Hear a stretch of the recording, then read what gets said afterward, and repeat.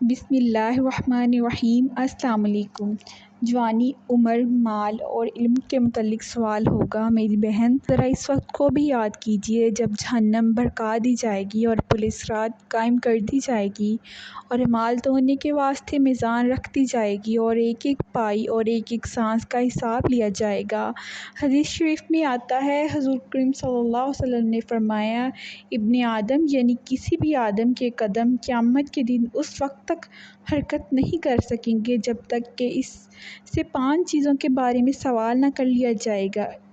پہلا سوال یہ ہوگا کہ اس کی عمر کے بارے میں سوال ہوگا کہ اس کا کس کام میں ختم کیا تھا۔ اس کی جوانی کے بارے میں سوال ہوگا کہ اس کو کس چیز میں الجھائے رکھا تھا۔ اس کے مال و دولت کے بارے میں سوال کیا جائے گا کہ کس طرح کا طریقے سے کمایا تھا۔ پھر یہ بھی پوچھا جائے گا کہ کمانے کے بعد اس کو کہاں کہاں خرچ کیا تھا۔ اور یہ بھی سوال ہوگا کہ جو کچھ جانتا تھا اس پر کیا عمل کیا ہے۔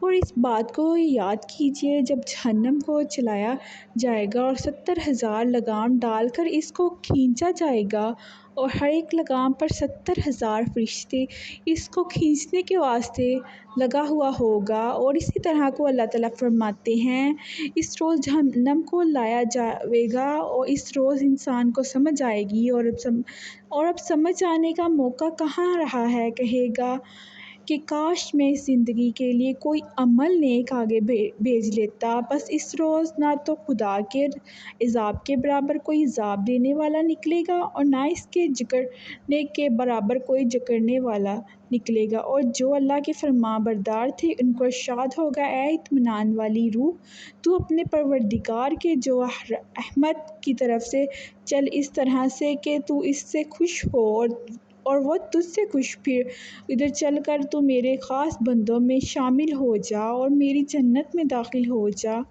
میری بہن، یاد کر اس دن کو جس روز تمام رشتہ داریاں کٹ جائیں گی۔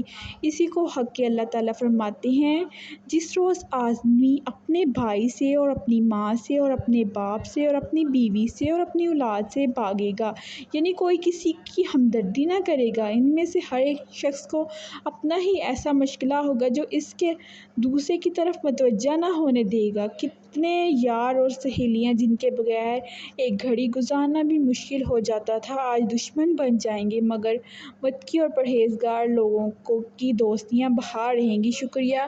Please support my channel. اللہ حافظ۔